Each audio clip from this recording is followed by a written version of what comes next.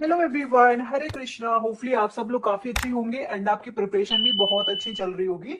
तो जैसा कि आप सबको पता है कि जो आरआरबी एनटीपीसी का एग्जाम है वो अप्रैल में होगा। तो अब हमारे पास बच रहा है जनवरी, फेब एंड मार्च। तो अब 3 मंथ बचे हुए हैं। तो आपको कैसे प्रिपरेशन करनी चाहिए इस बारे में मैं बताऊंगी। एक तो मुझे ऐसा स्टूडेंट भी देख रहा होगा जो भी अपना सिलेबस कंप्लीट करेगा एंड फिर उसको रिवीजन भी करना है, प्रैक्टिस भी करनी, बट अभी वो स्टार्टिंग करेगा अपनी। और एक ऐसा भी स्टूडेंट होगा जिसका पूरा सिलेबस कंप्लीट हो चुका है और वो उसको प्रैक्टिस प्रैक्टिस करनी है। तो दोनों ही स्टूडेंट को मैं कवर कर रही हूँ। और साथ ही साथ इसमें ये भी बताने वाली हूँ वेटेज वाइज सिलेबस क्या है, सब कुछ, और कितना दिन आपको किस सब्जेक्ट को देना है, तब आप एग्जाम से पहले अपना सिलेबस कंप्लीट कर सकते हो। तो सब कुछ बताऊंगी मैं। और मैं ये भी बताना चाहती हूँ कि आप अगर एग्जाम के लिए एंड गाइस, मैं आपको इंपॉर्टेंट बात बताना चाहती हूँ। अभी तक आपने अगर mock test pass through purchase नहीं किया है तो कर लीजिए, क्योंकि अभी काफी कम प्राइस में आपको मिल जाएगा। इतना डिस्काउंट पूरे ईयर में नहीं मिलता है, तो आपको परचेज कर लेना चाहिए, क्योंकि मॉक टेस्ट देना बहुत जरूरी है। और अपना आरआरबी, एनटीपीसी या फिर सीजीएल भी है, और काफी सारे एग्जाम है जो 2025 में होंगे। और आप मॉक टेस्ट दोगे तो प्रिपरेशन है वो काफी अच्छी हो जाएगी, प्रैक्टिस हो जाएगी, स्पीड आपकी, एक्यूरेसी टॉपर से कंपेरिजन भी होगी। उसमें आपको काफी कुछ एनालाइज देखने को मिलेगा एंड आप काफी अच्छा अपनी प्रिपरेशन कर सकते हो, प्रैक्टिस कर सकते हो मॉक टेस्ट के through. Sectional mock, chapter wise mock और फुल मॉक, आपको प्रीवियस ईयर पेपर्स के मॉक मिल जाएंगे। तो ये आपको मॉक टेस्ट पास प्रो जरूर परचेज करना है। लिंक मैंने वीडियो के डिस्क्रिप्शन में डाल रखा है। कूपन कोड जरूर यूज कर लेना खुशी, जब भी आपको डिस्काउंट मिलेगा। तो अब हम बात करेंगे, सबसे पहले सिलेबस की बात कर लेते हैं कि हमारा जैसे कि अर्थमेटिक है, तो अर्थमेटिक में हमारे कौन कौन से टॉपिक्स हैं जो आपको करने हैं। सबसे पहले देखेंगे आप रेशियो एंड प्रपोर्शन, परसेंटेज।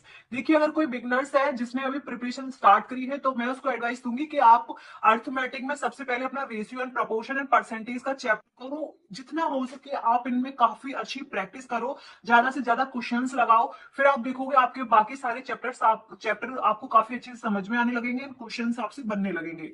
और तो आपको इन चैप्टर्स को काफी अच्छा करना है, ratio and proportion, percentage, mixture and alligation. फिर उसके बाद आप देखेंगे प्रॉफिट एंड लॉस।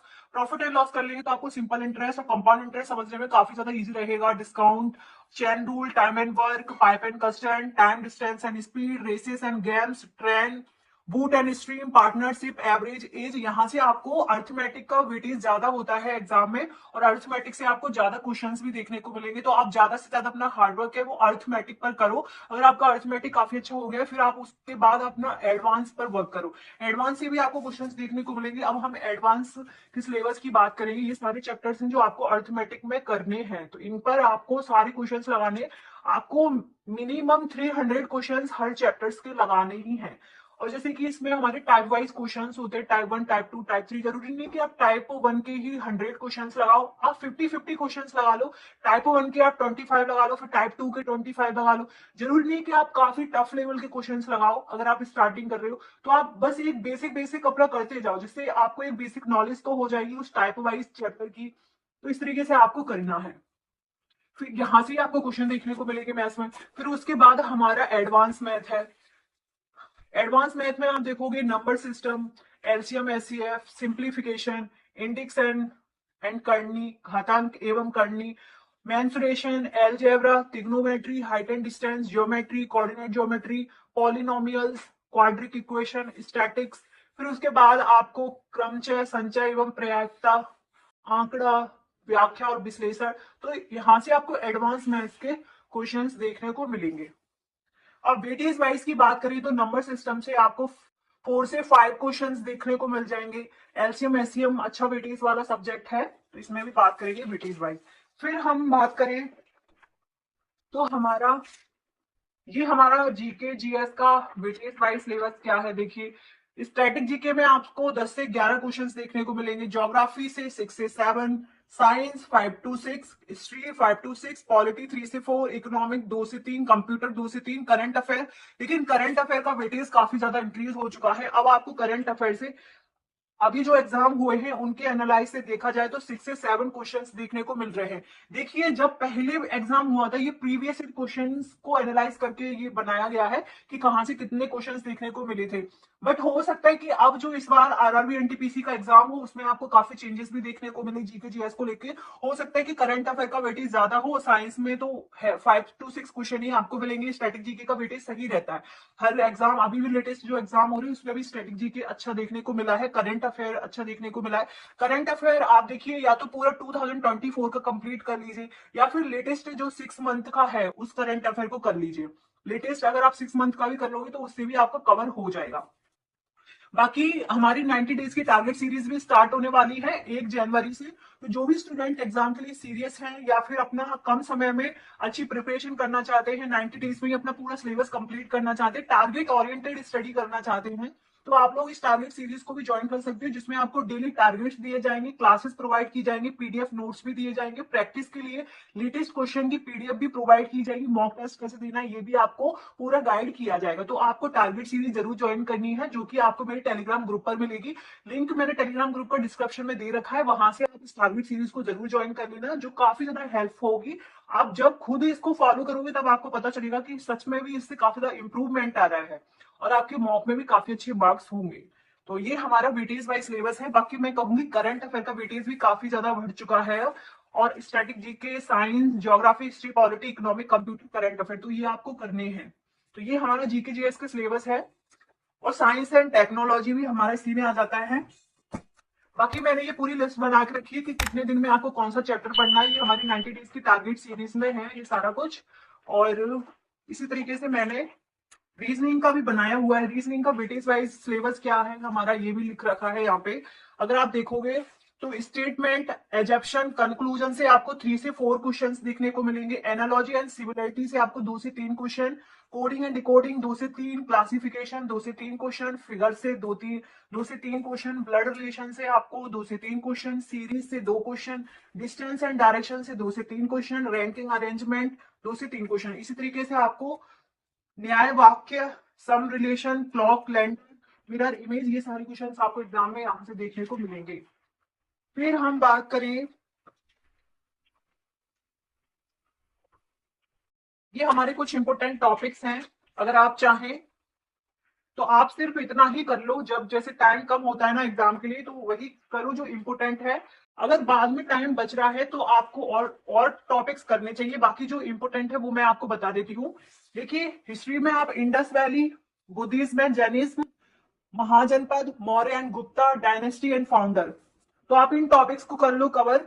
जैसे काफी सारे स्टूडेंट उनका मैथ्स रीजनिंग का भी सिलेबस कंप्लीट नहीं हुआ होगा, तो उनको क्या करना चाहिए, अपना ज्यादा से ज्यादा टाइम मैथ्स और रीजनिंग को देना है। और फिर उसके बाद आप देखो जीके जीएस में important and weightage wise subject क्या है, आप उनको कवर करो। और सबसे बड़ी बात मैं ये बोलना चाहती हूँ, काफी सारे स्टूडेंट क्या कर रहे हैं, डिफरेंट टाइप्स की बुक एंड डिफरेंट टाइप्स का कंटेंट है उसको कलेक्ट करने कर रहे हैं, उससे सिर्फ आपका टाइम वेस्ट होगा। आप एक फिक्स कंटेंट रखो, फिक्स बुक रखो। जैसे कि हमारी लूसेंट की बुक सबसे बेस्ट है, उसमें सारे आपको फैक्ट मिलेंगे, उन फैक्ट को आपको पढ़ना है।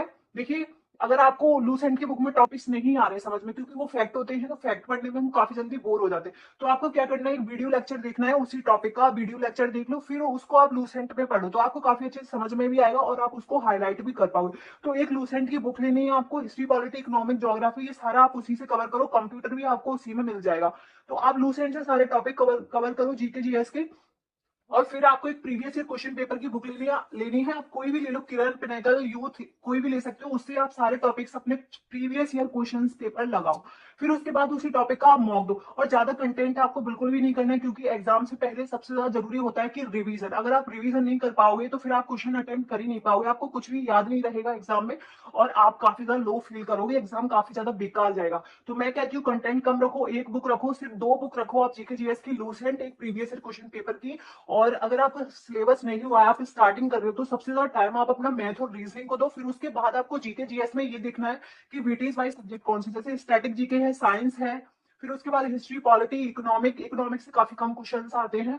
और करंट अफेयर का वेटेज अच्छा है, 6 से 7 क्वेश्चन आपको करंट अफेयर से देखने को मिल जाएंगे। लेकिन करंट अफेयर भी आपको इंपोर्टेंट पढ़ना है, ऐसा नहीं है आप कुछ भी पढ़ रहे हो वो इंपोर्टेंट भी ना हो, करंट अफेयर भी आप इंपोर्टेंट पढ़ोगे, वहीं से आपको क्वेश्चंस देखने को मिलेंगे। बाकी जो 90 डेज की टारगेट सीरीज स्टार्ट होगी उसमें मैं आपको सारा गाइड कर दूंगी कि आपको कौन सा करंट अफेयर पढ़ना है। बाकी बाकी आपको स्पीडी बुक ले लेनी चाहिए। स्पीडी बुक में आपको पूरा करंट अफेयर मिल जाएगा, जो भी इंपोर्टेंट अपॉइंटमेंट्स है, इंडेक्स है, उसमें आपको सब कुछ मिल जाएगा, उससे आप कवर कर सकते हो। और ये जीके जीएस के इंपोर्टेंट टॉपिक्स हैं, जैसे कि केमिस्ट्री का, बायोलॉजी, इकोनॉमिक, जो क्वेश्चंस आपको एग्जाम में देखने को मिलेंगे। अ- और आपको फिर ज्यादा टॉपिक जब कवर करने, जब ज्यादा टाइम हो, आप बाकी सब्जेक्ट को टाइम दो अपना, करंट अफेयर भी पढ़ो अच्छे से, और बाकी इन सबको भी करो, बट इंपोर्टेंट इंपोर्टेंट करने की ज्यादा कोशिश करो, क्योंकि मतलब अगर आप कर चुके हो, आपका हो गया है सिलेबस कंप्लीट, फिर तो टाइम है तो करते रहो। लेकिन अभी स्टार्टिंग ही कर रहे हो, अभी एंशिएंट इंडिया के टॉपिक ही पढ़ोगे, तो इंपोर्टेंट इंपोर्टेंट पढ़ लो, बाकी टाइम बचेगा फिर एक्स्ट्रा पढ़ लेना। तो ये सब है। और फिर अगर हम सिलेबस की बात करें, तो कंप्लीट सिलेबस हमारा ये है geography, world geography, India size and location, और यही हमारा physiography, division of India, Indian drainage system, climate of India, ये जियोग्राफी है। Soil in India, agriculture in India, forest and wild life in India, biodiversity and conservation, energy resources in India, mineral resources in India, industrial regions of India, transport in India. फिर history start हो जाता है, Harappa civilisation, Vedic age, Jainism and Buddhism, महाजनपद, Maurya empire, post Maurya, Mauryan age, Sangam age, Gupta era, post Gupta age, early medieval India. तो ये हमारे geography और ये हमारा हिस्ट्री का पार्ट है। फिर उसके बाद आपको देखने को मिलेगा Rajput kingdoms, Arab invention, Delhi sultanate, Mughal empire, Maratha empire and other regional states, religious movement in medieval period, social religious reform movement, establishment of British rule in India. ये पूरे मॉडर्न इंडिया के टॉपिक्स आ जाते हैं। फिर ये सारे मॉडर्न इंडिया के टॉपिक्स हैं, और मॉडर्न इंडिया और एंशियंट इंडिया से आपको ज्यादा क्वेश्चंस देखने को मिलेंगे। पॉलिटी के सारे टॉपिक्स हैं, DPSP, fundamental duties, president, vice president, prime minister, central council of minister, parliament, governor, chief minister, state council of minister, state legislature, Panchayati Raj, municipalities, supreme court, high court, subordinate courts. फिर उसके बाद economic, ये आपको economic के topics हैं जो exam में questions आपको देखने को मिलेंगे। मैथ्स में हम अगर वेटेज वाइज सब्जेक्ट की बात करें, तो आपको नंबर सिस्टम से 1 to 5 क्वेश्चंस देखने को मिलेंगे, सिंप्लीफिकेशन से 1 to 5 क्वेश्चंस, डेसिमल फ्रैक्शन से 1 to 5, highest common factor and lowest common factor से आपको 1 to 4 क्वेश्चन, ज्योमेट्री से 1 से 2 क्वेश्चन, डीआईसी 2 से 4, मेंसुरेशन 2 से 4, स्टैटिक्स 1 से 2, 1 से 3। तो ये पूरा वेटेज वाइज सिलेबस है। ये तरीका क्या होना चाहिए हमारा पढ़ने का, तो वो सब है। अगर आप लोग बोलोगे तो एक वीडियो और आ जाएगी, जिसमें और अच्छे से मैं बता दूंगी। सो ये हमारा पूरा, जो भी आपको कैसे पढ़ना चाहिए, अगर जीरो टू हीरो बनना है, कैलकुलेशन पे वर्क करना है, तो आपको ये तो करना ही पड़ेगा। स्क्वायर निकालने की ट्रिक आपको सबसे पहले अपने टेबल्स लर्न करने, स्क्वायर, क्यूब, तो ये सब है। सो होपफुली आपको ये काफी ज्यादा हेल्पफुल लगी होगी अपनी प्रिपरेशन को लेके, और काफी कुछ आपको समझ में आया होगा। सो टारगेट सीरीज जरूर जरूर ज्वाइन करना 90 डेज की, उसमें आपको काफी कुछ देखने को मिलेगा, एंड वो आपकी काफी ज्यादा हेल्प करेगी एग्जाम को लेकर, एंड मॉक स्कोर भी काफी ज्यादा इंक्रीज होगा। सो मिलते हैं फिर नेक्स्ट वीडियो में, एंड लाइक जरूर करना, और हरे कृष्णा सभी को।